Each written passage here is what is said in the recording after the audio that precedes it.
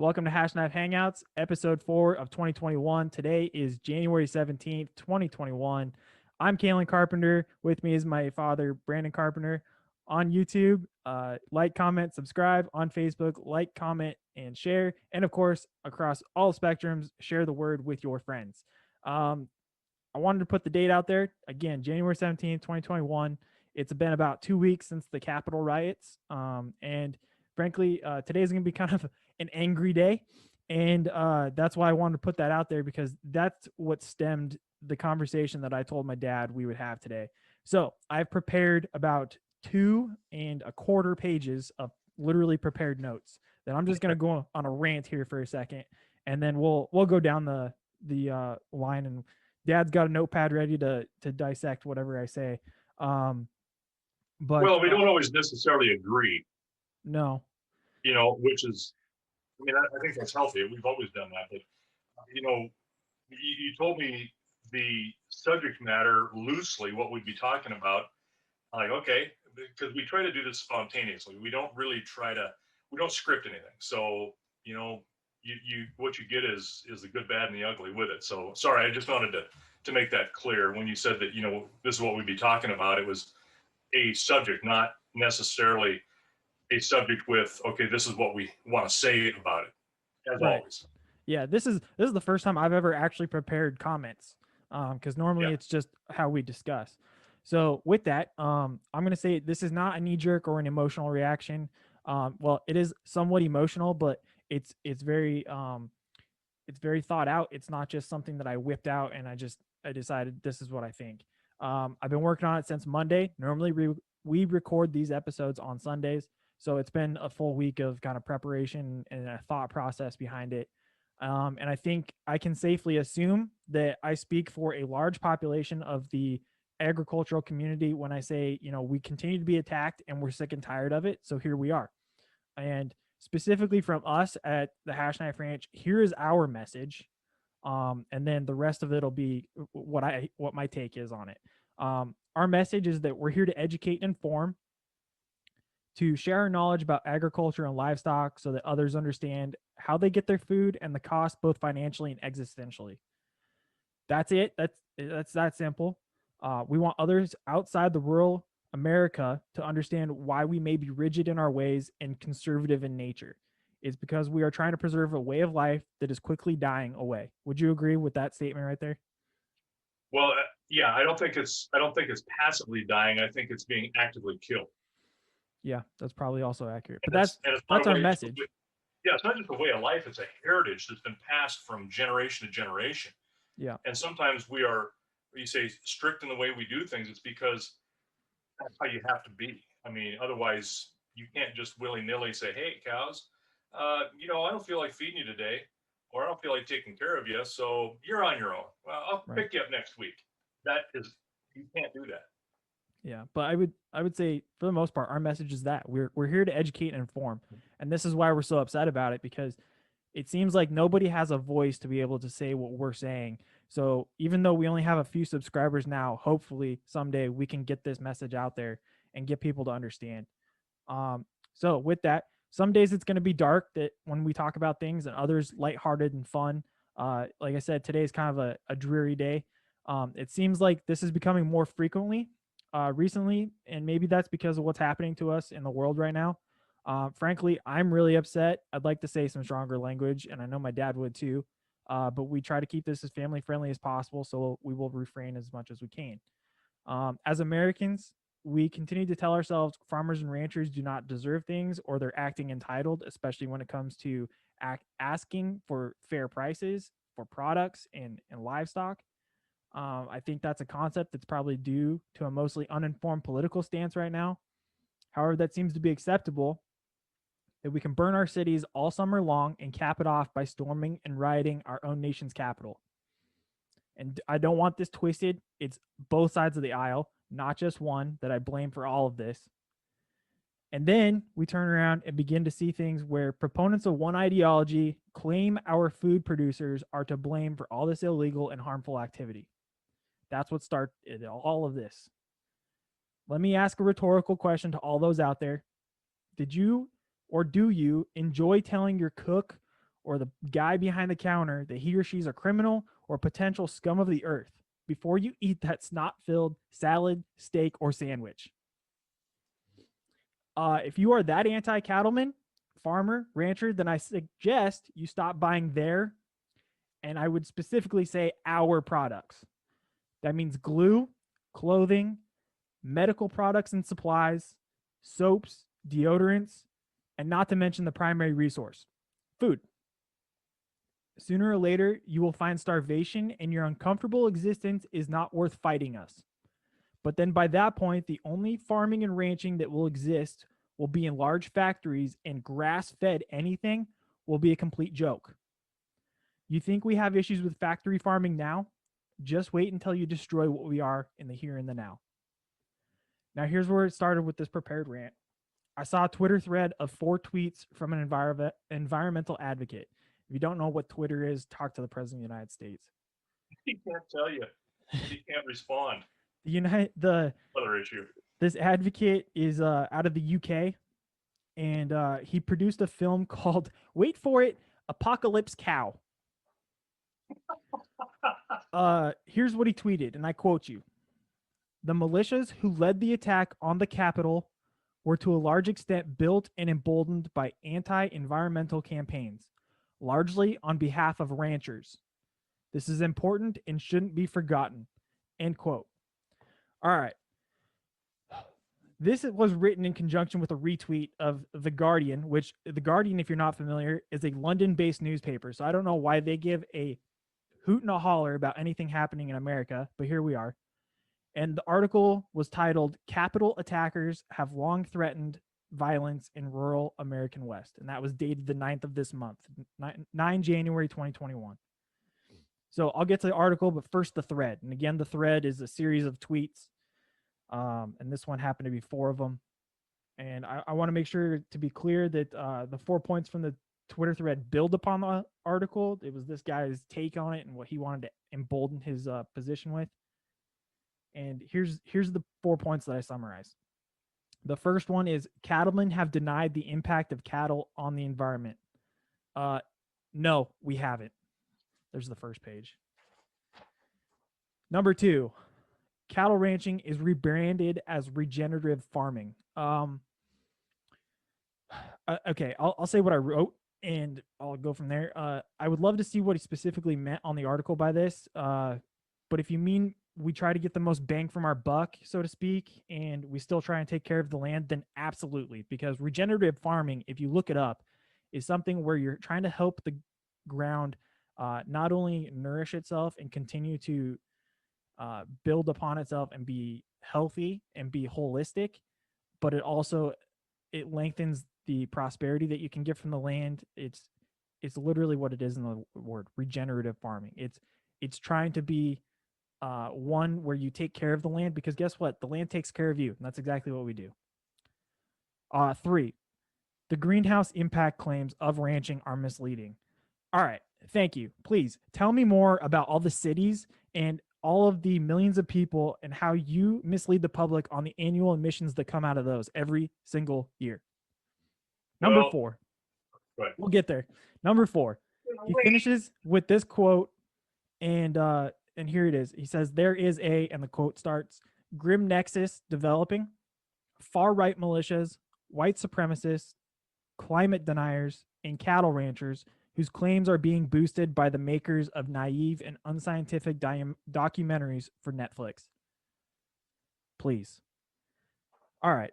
For the article, again titled, here's the title, Capitol Attackers Have Long Threatened Violence in Rural American West. And it was published from The Guardian. I recommend anybody go out and read it and at least get an idea of what we're talking about. And here's the 3 things that I summarized from it. It talked about 2 specific groups, the 3%ers and the Oath Keepers. I wasn't familiar with either of them particularly, so I did a quick Google just like a good American does. And I found out they are supposed to be anti-government militia groups that are also considered paramilitary, far right-wing. And then, of course, why not? Because they're right-wing, we're going to say that they're white supremacists as well. So I don't know what is accurate and what is not when it comes to the media. Maybe these guys are white supremacists. I don't know, and maybe Dad knows from his former law enforcement. But um, I have to take everything with a grain of salt. So I'm just gonna assume. Let's just go with the assumption that they're right and that these guys are anti-government, white supremacists, whatnot. These guys, the 3%ers and the Oath Keepers, two specific groups, have come to the aid of ranchers, miners, and loggers on public land specifically. So okay, that's fine. My question is, first of all, why? What's their ulterior motive? Is it because they're there to try and make a standoff with the government? Are there backdoor deals going on with these groups between ranchers, miners, and loggers and them, or are they just trying to take advantage of the situation? And then another question is, why are those groups, ranchers, loggers, miners specifically, on the public land in the first place? Is it because they're doing a lease and it's beneficial for all parties involved? What is it? That's a very misleading point to just throw out there, that these groups come to the aid of other people. You got to give more facts than just throwing that out there.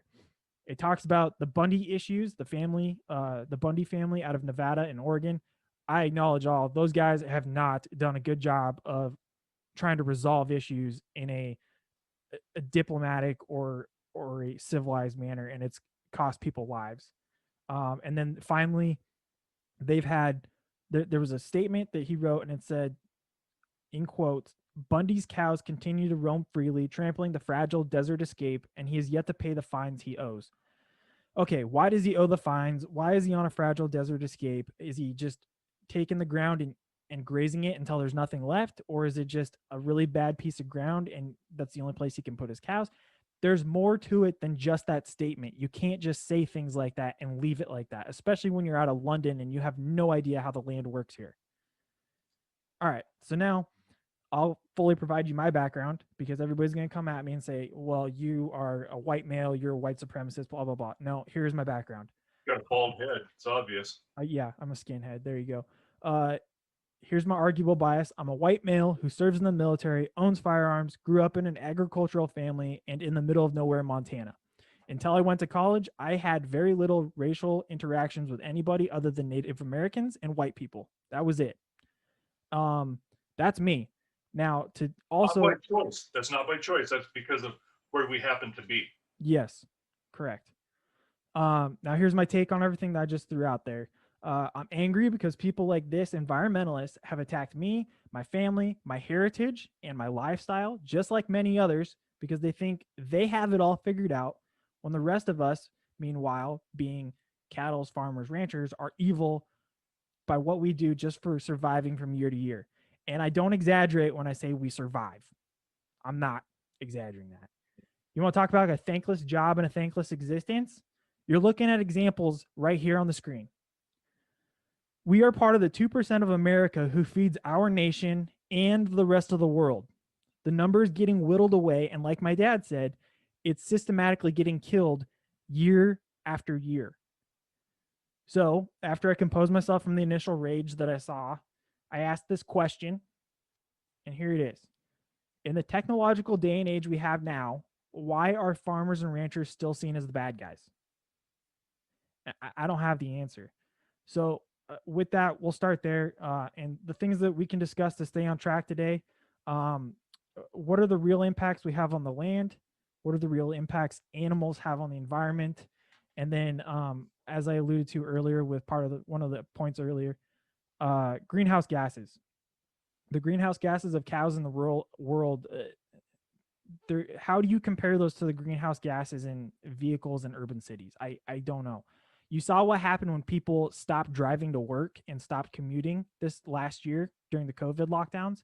Everything cleared up. Everybody kept saying, look at how beautiful the landscape is. Look at how beautiful LA is, New York, Italy, France. They kept across the world. India. Well, that was one of the biggest impacts was India. If you look at the some of those big cities there and how much the smog was just gone, it was beautiful. And guess what? The American West never looks like that. So it proved to me that your daily existence, along with millions of others in cities, is not worse than the cows in an open field in the heartland of North America. So with that, Dad, what's your initial reaction with what I just said? Oh, Christ's sakes, how many hours do we have? I mean, there is We can so make this. much here. I'm serious. We can make this a multi-parter. I'm Or good we with will sitting have here. to. There are so many things here. In my, let's start with the immediate that you just talked about. Air quality. Yeah. Where we live, air quality is bad during times of forest fires. Yep. You got a lot of smoke in the air that covers not just here, but downstream of us, up, wind of us, and high winds with dust. And in those events, we just had a couple of days of 60 to 70-mile-an-hour winds here. We're living off that eastern front of the Rocky Mountains, and we're out of ways from it a little bit. But some of the towns like Livingston, Montana, Big Timber, Montana, Great Falls. Great Falls, those towns they live in a constant state of wind. That wind does pick up dirt. So those are our air quality issues. Now, when you say that the air quality cleaned up all over the world during this pandemic shutdown, did cows stop eating? No. Did any animal, and all animals, including humans, have gas, they fart? Did anybody quit eating during that time? Nope. Nope. So you tell me that we have not an issue with animals, because we are, what should make these environmentalists happy is we're killing these things every year. We're killing more and more of them every fall, especially. I mean, it's continual, but we're killing these animals off. They should be applauding that. The other part of that is we can twist that too and never mention that we're growing new ones every year too to replace them for their own food supply. Yeah. Um, Well, and to go off that point, one of my biggest arguments is always this too. You say these things talking to the other side. You're saying these things about cows farting and they're gonna destroy the ozone and whatnot. Like, are we not recognizing pets? Are we not recognizing okay. wildlife? I mean, you have millions of wildlife across the world that they just exist, and they don't provide any goodness. Like, yeah, we got it. Ecologically, they're good. That it's important, and I will never discount that. But like, for what they're trying to say, that provides nothing to help with saving the ozone. So why are we not going to bring that up too? Like all It's the not convenient. exactly, and that's my point. Is like you're saying this about cattle, you're saying this about all these things, but you're completely disregarding a significant larger population throughout the world. Okay, let me talk about the one last issue, which will open up something else of a place that needs to go, because this article that you pointed out, or these tweets, and I'm not on social media. We do have the Facebook site for the ranch, and I post occasionally, but I don't have a personal. Hell, I was lucky to get this computer up and running this morning so we could do this. I mean, you And that's laugh at also us why all I the do time. have social media, so that I can find this stuff, because this is what needs to be addressed. This is important. It is. Now, with our air quality, why do we have forest fires to the extent we do in the summertime? Because of mismanagement of a lot of public grounds. We are not managing these things. No management is not good management. Right. And And that's the that's where problem we're that at. California had. Yes. People say California essentially spontaneously combusted because the world's going to hell in a handbasket because it's too hot. No, that's not what happened. The forests have not been managed for decades. And now you're getting 19, if you're in Montana, Wyoming region, Idaho, you understand when I say they are now experiencing 1988 type fires for the first time every single year, because they won't continue to manage like we figured out after 1988. The 88 fires in the Yellowstone and the greater basin region, it destroyed everything. And they're like, well, why was this? Oh, it's because we weren't managing the forest. We weren't taking out deadfall. We weren't letting forests burn. We were just trying to preserve everything. So now you can ask my brother, a wildlands firefighter, what do they do if there's no threat to structures? They let it burn, because it needs to happen. Otherwise, if it doesn't happen, the things that are happening in California last year, the year before, And I'm going to guess 2021, 2022, it's going to happen. It's going to continue to happen until you make a decision to manage force the correct way. Well, and the argument to that is it's global warming that's causing it. But like the going to your point with the oath keepers and the 3%ers, I don't know who they are. And like you said, the incendiary language that they used in that, I don't know, because it's been such a broad spectrum across both the left and the right when it comes to politics and media. I don't know what's accurate. Maybe they are white supremacists, maybe they're not. Maybe they're just good people who feel like they need to, create their own militia and have a group where they feel like they can be safe. I don't know, but as people who are discussing it, I think maybe that's something we need to look into more if they are more involved with agriculture as this appears. And that's I think going to be a It, job for me in the future. But like, what it's something to look into because I have no idea about these groups and I would love to understand why they're involved and what they're doing.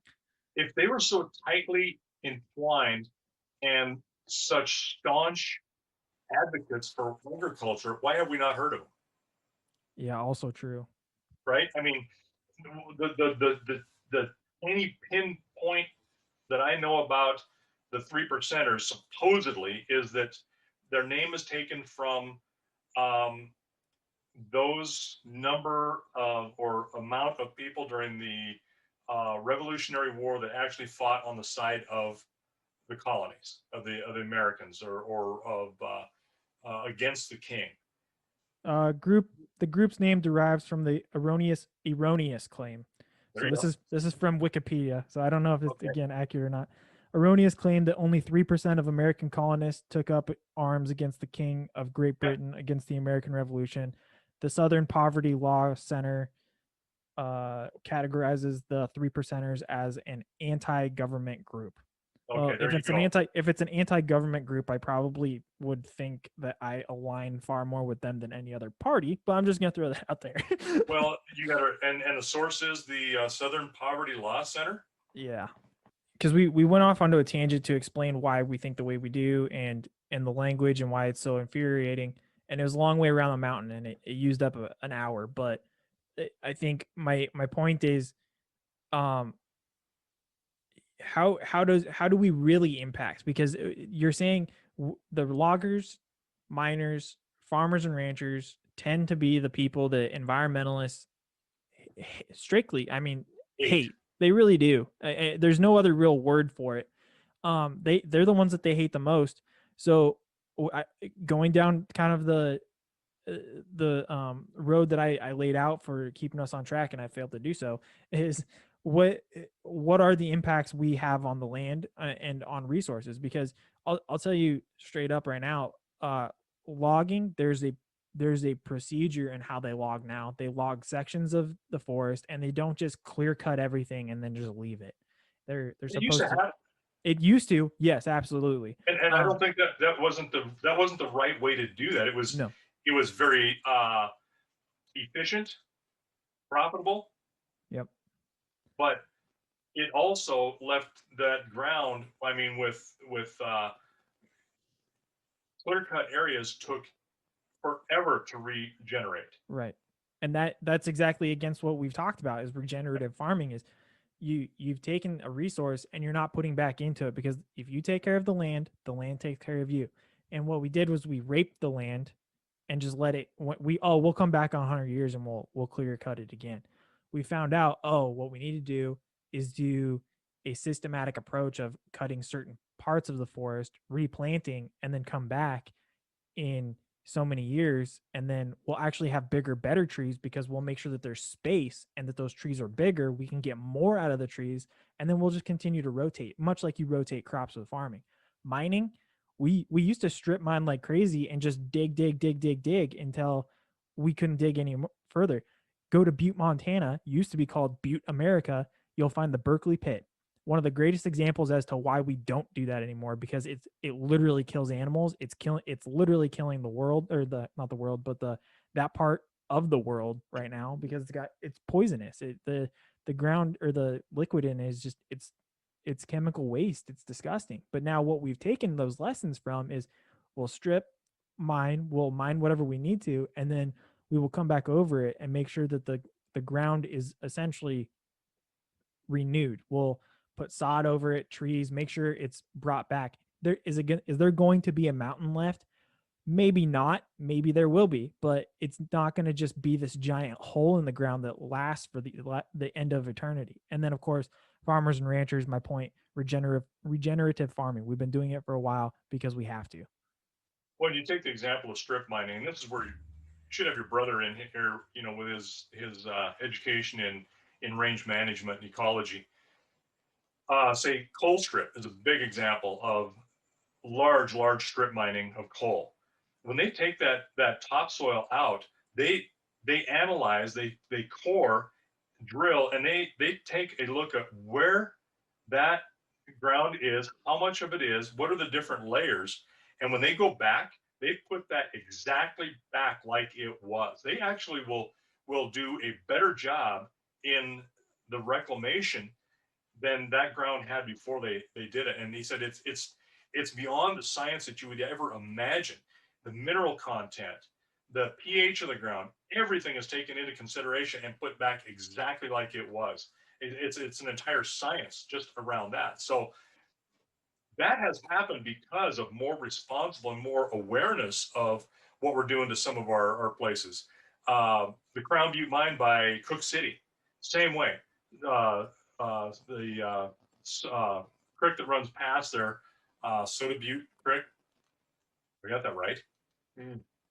Anyway, Slipping. as long as I can remember, it's been sterile, no fish in it, because of the mining that was done, in the mid 1800s. Mm-hmm. The tailings off that, some of the stuff they were using, it literally sterilized the river. Guess what? That has now come back because of some of the reclamation efforts that had taken place, which are necessary. I mean, you can't be all one way or the other, I don't think, and be responsible. They have redone that. Now we're starting to see trout, cutthroat trout, west slope cutthroat trout in Soda Butte Creek. And I was like, never thought I'd ever see that. So is it more expensive? Yes, it is. But it's the same thing as, like you say, the farmers and ranchers do with our crops. And you have to look at this loosely as a crop of animals for us. Yeah, we could run 400 head on the what little ground we have and go, you know what? Woo-hoo, man, we're making a profit this year. The next year, nothing's going to grow but weeds. Well, and what's going to happen in the meantime? You're going to slowly turn it into dirt. Yes. I mean, we already worry about when, if anybody's ever seen from the air, uh, a cattle pasture, just the nature of cattle, they funnel into a specific area, whether it's an open trough or not, out in the middle of a pasture or it's in a corner of a pasture. They will funnel to that one trough, and it just creates this giant, essentially dirt area, and it just looks bad. But then further out, just because again the nature of the cows, they're not going to go out as far, and they also always stick to like trails, like they just follow each other like head to butt Just all the way there. like deer and elk do.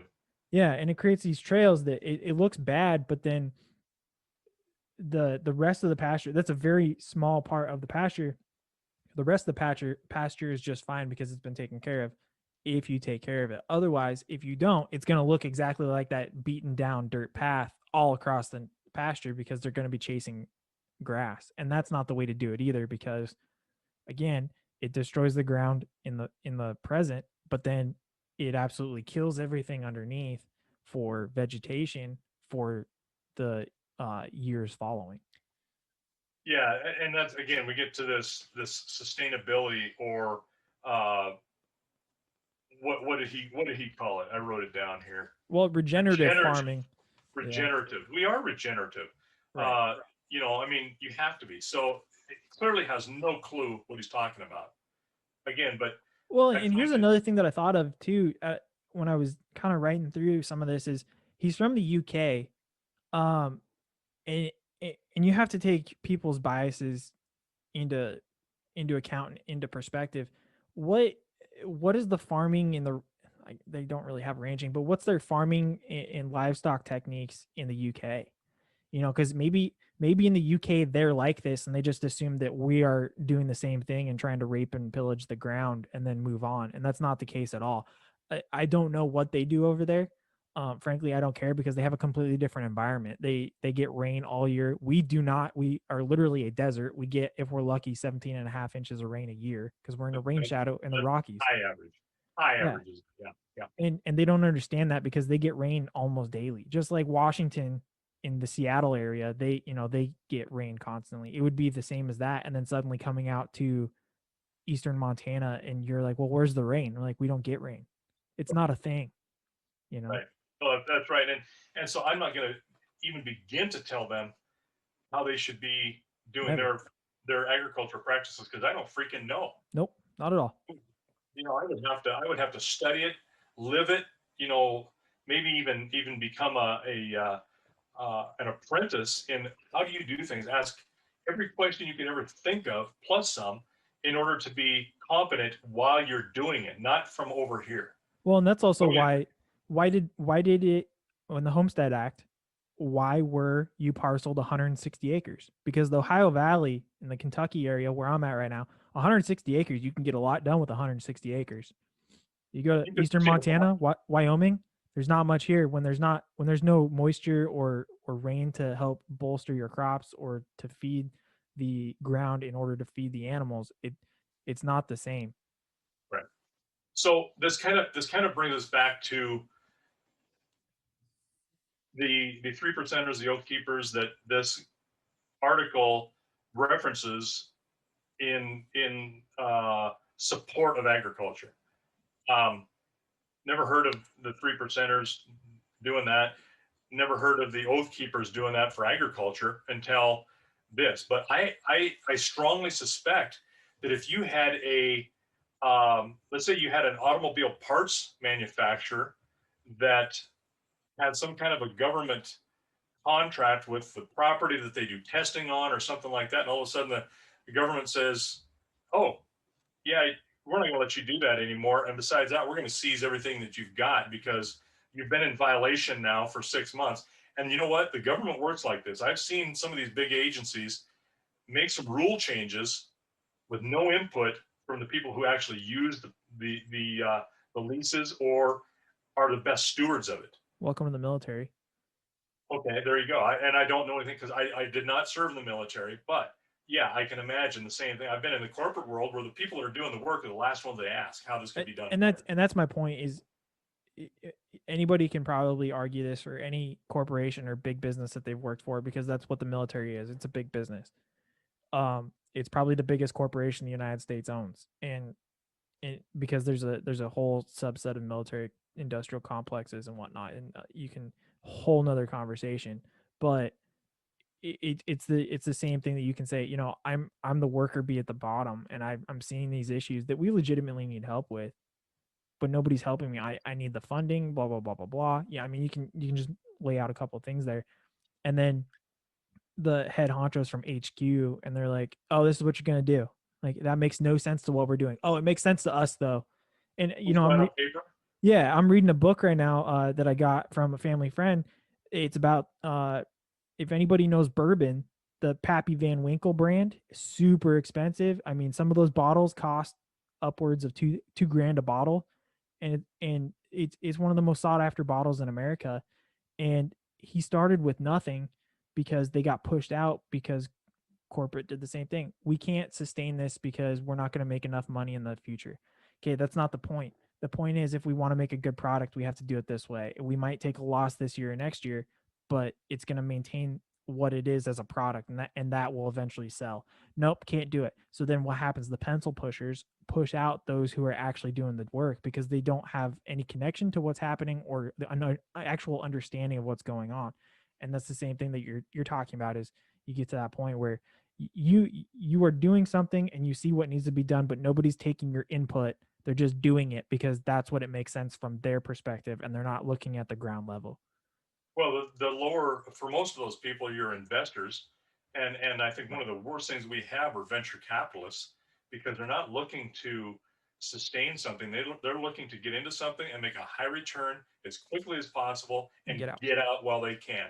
Yeah. and that is not a good capitalism based business. You can't And do that. and You know, that's what stems, maybe that's what stems the perception that that's why, to answer my question earlier, why the ranching and farming business seems to be the evil ones, because we are looking at it long term for the most part and we're trying to keep it sustainable, but then those who are trying to make the money are like, well, you can support those 400 cattles on the pasture, right? Like, yeah. Okay, then do it. Okay, just because I can doesn't mean it needs to happen. right? Like, well, no, no, no, no. I need my money. I need it now. Do it. No, that's not how it works, because you're looking at the short term gain. It's going to be good for you. Maybe your stock goes up $20 a share for this year. But then what's going to happen is when you sell it because you've decided you've had enough and you're out, you're going to end up forcing that stock to drop to pennies because you've destroyed everything that's going to come subsequently after here. But it doesn't matter as long as they've got theirs first. Right. And that's the mentality that is ruining what can potentially be a good thing with farming and ranching, because we're trying, again, regenerative, understanding the long term, whereas those who are on the outside think that they need to rape, pillage, and get out. And that's maybe that's where the evil concept or the bad guy concept comes from, is that they just think we're there for the short term gain and we're not. No, well, but if you villainize somebody because you have an opposing view, that's the best way to get your way, is that you get people on board, say, oh, these people are, we got to do something about these people. Do you know what they do? Yeah. You know, Unfortunately they now more so, trespass. I think. What was your words on that, on this article with this Bundy? The cows trespassed on the federal lands, Oh, trampling the fragile desert. Is that something like Bundy's, that? yeah, his cows continue to roam freely, trampling the fragile desert escape. Okay. Well, I'll tell you what, I wouldn't probably be putting cows on a desert escape anyway, because if there's no grass there, there's no point. Because They're I not gonna know lose. for a fact that if there's no grass there, it's just gonna break down the ground. Well, And, and that and that on top of that, country is I'm gonna have to give them hay anyway. So why is there any reason for me to have a lease on a place like that? well. If you did, you in order to be sustainable, you would have to have one, either less animals, or two, whole of a lot more ground in order to, guess what, sustain those animals. There got to be more, guess what, environmental restrictions. Yeah. And I think the way, what, how do these guys place that? What do Well, they say? and here's the thing that I saw recently about Montana, and I don't remember where this was, but there's a potential legislative thing that either passed or is up for voting, and it may be similar to what the Bundys had. I don't know. I'm just gonna make a broad assumption here and go out on a limb, but here's a potential where I can see something happening in the future. Is you have ranchers who are allowed to place their cattle in the mountains, let's say the crazy mountains, because those are some of the first ones you come across as you go west across Montana. There's locations in the crazies where you have public lands. Now here's where I get to my point. There's something I saw recently where you can release your cattle up in their public lands if you have the lease and whatnot. Of course, you've gone through the paperwork, you've gotten the justification, all this stuff has been laid out, and you've released your cattle into these pastures. Now, let's say at the end of the year, they've determined, okay, by this date you need to have your cows out of the public lands, because then it'll be open for hunting and stuff like that. No problem. Because what they're trying to do is they're also trying to manage the ground, just like we've been talking about. They provide multi-use. Right. So we're gonna use the summertime. People might hike back there and stuff like that, but there's nobody hunting. So for not only for the safety of the animals, but then also for safety of people, you need to remove your animals from the public lease by, let's just say, even September 1st, because then hunting is shortly thereafter. Now, you don't remove all of your animals. Let's say you had 100 head in that pasture and you just could not find those last two. Now, you went up multiple times. You tried to find those last two. You just could not find them for whatever reason. All right. As a responsible rancher, you're probably going to go, you know what? I know there's wolves in the area. I know there's also humans in the area. They could have either gotten shot and taken. We've had that before, or a wolf came and ate them. I have to chalk it up as a loss. I just can't find them. I went up multiple times.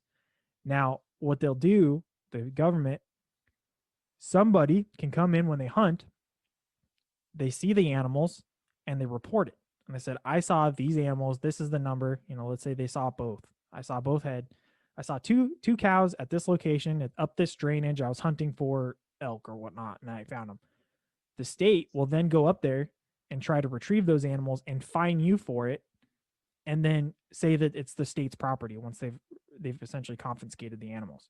So insult to injury, they've taken the animals from you, they've fined you for it, and who knows what kind of fines they'll put in it, because now you're not keeping up with your end of the lease. You've left animals in there for too long. It costs them however much in mileage and fuel to go get the animals and all this stuff, and then you top it off and they take the animals from you.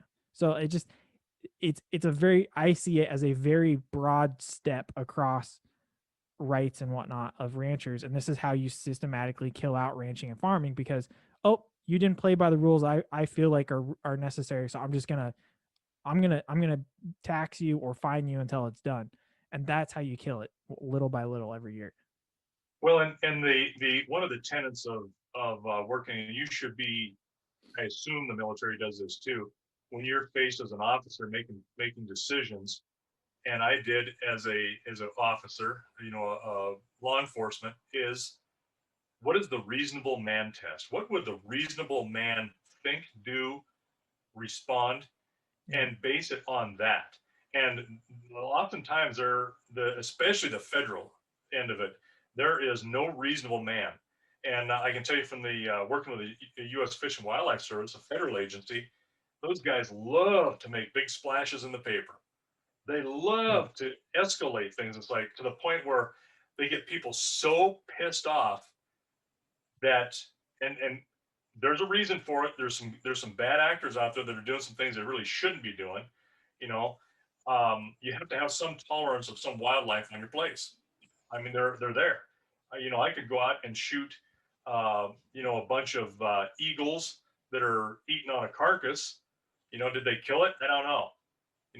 Did they kill that calf? I don't know. Could have not.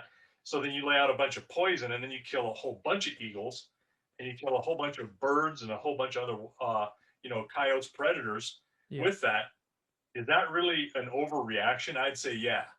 100%. Yeah. That's why they need to be, that needs to be pursued. But then they will come in and they will have 50 people come through your place, and they'll have photographers there. They have the news. They'll have CNN there. Everything that they can use to make a giant splash and make an example of somebody. And that's kind of what I think these oath keepers, again, are going back to, with preserving people's ability to at least fight a government that is trying to encroach on some of their rights. Now, with Bundy, I don't know that I think he was mostly anti-government, didn't recognize the federal government. He was more of a states' rights kind of guy that we only recognize that, which, Yeah, that sounds right. that at times can be damn convenient, Yeah. who you recognize and who you don't. It doesn't matter who it is. If they're violating your rights, or violating your rights, whether it's local or federal. But you can't just go and do whatever the hell you want either. I mean, that would be nice, but I don't think that's totally appropriate either. My point to these guys defending say an auto parts maker that has some kind of a contract with the government seizing their stuff because all of a sudden they've changed their contract, don't like it, and they can't pay what would have been some kind of an exorbitant fine. I think these oath keepers and 3%ers would probably defend them as well, because it's not about whether it's agriculture, it's about whether or not the Constitution is being violated, or a person's rights are being violated. And a corporation, in the eyes of the law, is considered an individual, so it has the same rights and privileges of that. Last I knew, that could change. There are some things, corporation can't vote, duh, Right. but it can conduct business, and they have freedom of all your Fourth Amendment rights, Fifth Amendment rights, First Amendment rights, and obviously a corporation could have Second Amendment rights, You can hire that as a security. Anyway, my point is, I don't know that these guys are only agricultural type of supporters. So what this does do, though, that with this article, is it takes that villainous stand against them to try to discredit them. And you know what? If Bundy was doing some things that he shouldn't have been done, yeah, that's one thing. You shouldn't do that. You really can't defend that. But then if the government comes back and goes, oh, watch this, and they're completely capable of doing that. Some of these state agencies are vindictive. It depends on who's holding what position at what level, and there's all kinds of layers in state and federal governments. And if somebody says, oh, Nat, you guys are going to do this, there's some good soldiers out there that are going to go, oh yeah, well, my boss told me we have to do this, and so we're going to do this. Well, Meanwhile, the boss stands back, that's part and of the reason why I think we have the escalation with police it officers that we is, have right now, because it is, there's that mentality, and that's why people have such an issue with police officers. That's why I have an issue with anybody with a badge, because unfortunately, to this point, I have yet to meet anybody who has stood up and said, like you said, the reasonable man test. They just continue to escalate until it becomes such an issue that I, as a good person, have become uh, not a victim or somebody who made a mistake, but rather this evil individual who's a straight up criminal at 17 years old. And that's where I have the issue is we have this mentality across the country of escalation. And I think this article is a precise example of that. Is it's incendiary language trying to hype up everybody on the other side to come after farmers and ranchers instead of saying, hey, let's maybe reach out and figure out, this is how I see you guys. You're creating these emissions and these impacts on the land. I disagree with what you're doing. Okay, then that's fine. Let's discuss, because I'll tell you what, as much as I agree with or disagree with a lot of the things she's done, there's a woman called Farm Babe, and she goes out and she calls herself self-proclaimed agvo ad yeah advocate, an advocate for agriculture, and she pulled Burger King in after they threw out their propagandized cow farting commercial about how anti-environmental the cows are and why giving them lemongrass or whatnot so much better. And she pulled right. them in. She's like, listen, come here. And for 3 days, they were at her farm or somebody else's farm, and they explained the process and what they're doing to regenerative farming, taking care of the animals, trying to be not only professional, but then very cordial and everything while dealing with Burger King. And it ended up making Burger King turn around and go, you know what? These aren't nearly as bad of people as we think they are. Precisely, that's the point. We're here to try and make you figure out that we're not the bad guys. We're actually here to try and not only take care of ourselves and to make a living, but then try to inform others like what we do and why we do it. It's not just because we're there to try and destroy the ground and rape and pillage. It's to try and do better. But I saw those ads when they first came out, and it did a couple of things. It made it look like we were nothing more than a bunch of uneducated bumpkins. Yeah, like we And talked about. yeah, and that these cows that we are doing are destroying the environment, and that we have no idea. We are so stupid we don't even realize it, but we keep doing it.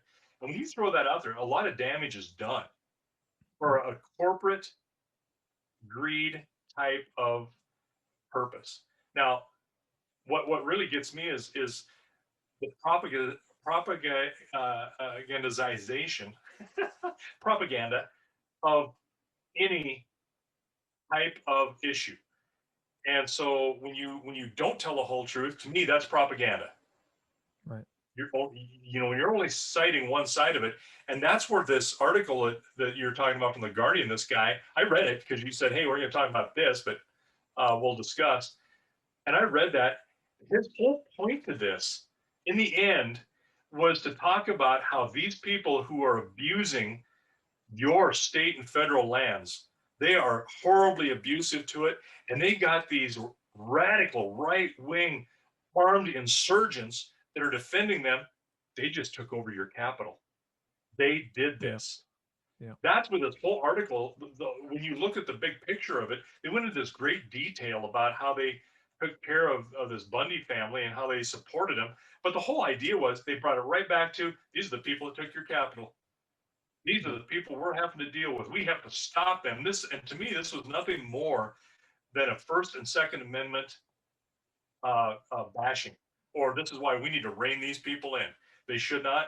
And clearly, the people that were there that went inside that Capitol, some of the agitators, which there's no lack of facts, or there is a lack of facts, but there's no lack of a use of misinformation or half truths that's being abounded by whoever anybody is on whatever side of the aisle they are behind a microphone and a television studio. They're putting out the message they want to put out. We're complaining a lot here, and I think I've provided a solution, and that is, when people on the other side think, we're just country bumpkins, we don't know what we're talking about, we do things the wrong way because we don't know how to deal with the cattle emissions, or we don't know how we impact the land or impact the environment. I disagree, and the solution is contact us, and we'd be happy to talk to you and have a discussion, because that's how you deal with it in general. Like it's been like that since the beginning of the founding of our nation. You don't think all of the founding fathers just agreed overnight. It took, they Oh, hammered things out, they discussed, they didn't always agree, but they came to compromises. And I think going forward, that's what's important about all the things that we do is we have no problem. If we need to compromise on things, we'll compromise on things. But when you just outright attack and say that me, my family, my heritage, my lifestyle, my state is wrong because we just do this, you're not engaging in any sort of dialogue. You're simply attacking and being completely unwilling to even look at the other side. When you say that you are more open and more educated, you're clearly not, because you're not acting like it. right. One thing about farmers, ranchers, people in agriculture is they will look at another point of view, and if there's something there they can use to make things better, they'll jump on it. Why not? Why not? Why do I Exactly. make That's things what you harder do. on myself? Now, as far as people going on to public land, doing their thing, having leases, that's one issue. The thing that scares me the most in our situation is I absolutely am fearful, and I shouldn't say fearful, because I'm at the age I don't give a shit.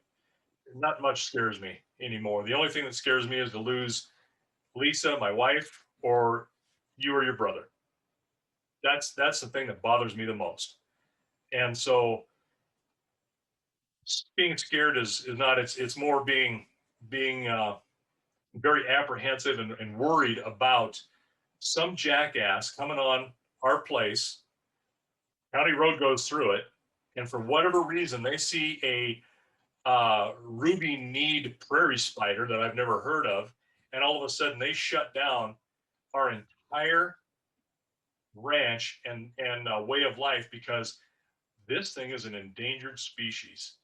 And by you running cattle or you doing anything that you do on this, you could cause an endangered species to go extinct, and we are going to shut you down.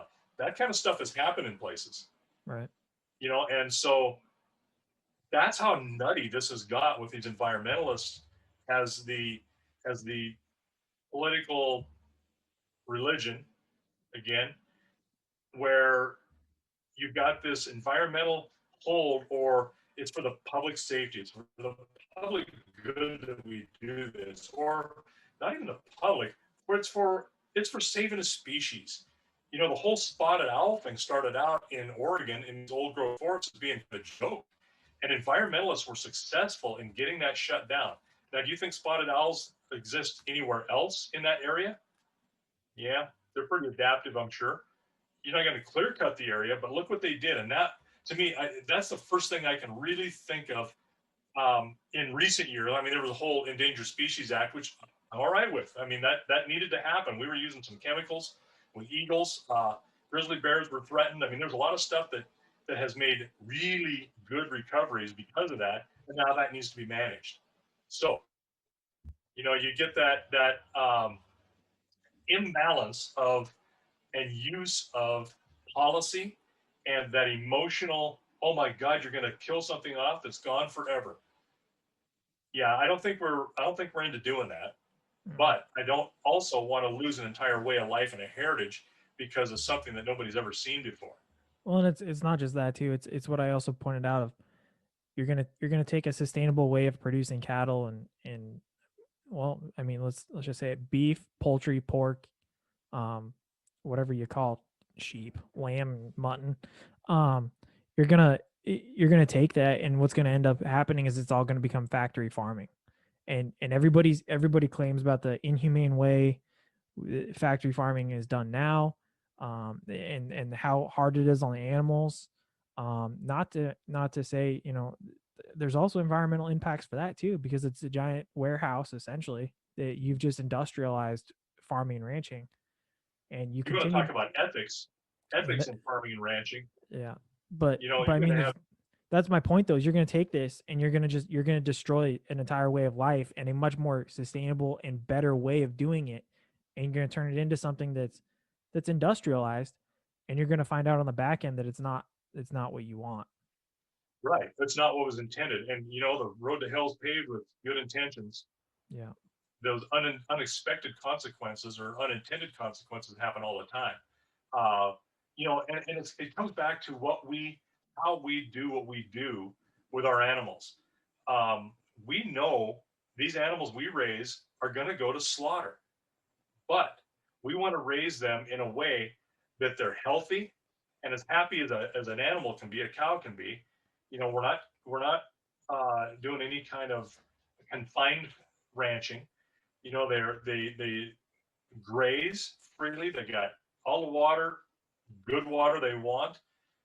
We supply them with all of their health needs to keep them healthy. And we know that when they leave us, they've had the best life that they can get. And then the best thing that we can hope for is a very good at the end of their it's called terminal um, ranching. When you get to the point where they're going to be slaughtered, that it's a humane death. Right. It's quick and they just go through a chute and then suddenly they're no longer existing. That's what I hope for. And so we are not trying to do anything that is going to be hugely impactful. That's outside of more of a natural way to raise cattle. Right. If the buffalo were out, buffalo did far more damage than what our cattle do before this country was settled. You know, look at old Right. pictures of like the lower Yellowstone, the Bighorn valleys, and it's like, holy crap. I mean, buffalo just decimated small stuff. If a tree got to grow, it was amazing, and it got to be a decent size. Then there was some sustainability there, but it didn't. You didn't have some of the growth along the riparian areas. I mean, there was a lot of damage down there, and we would do the same thing if we didn't manage our cattle. But again, by managing them, you make our business sustainable and repeatable year after year. Well, and I think that also goes for the world too. You see there's industrial farming and whatnot in China, and the pollution issues they have over there, and they're able to sustain quite a bit in their part of the world. I don't think they can sustain anything probably outside their world, all or outside their country all that much because they've got such a high population. But regardless, the point is they've industrialized so much to that they I don't think they can continue the sustainability that we as Americans have. But at the same time, we as Americans are starting to go towards China, and it's going to become factory farming if we don't figure it out. And nobody is willing on the on.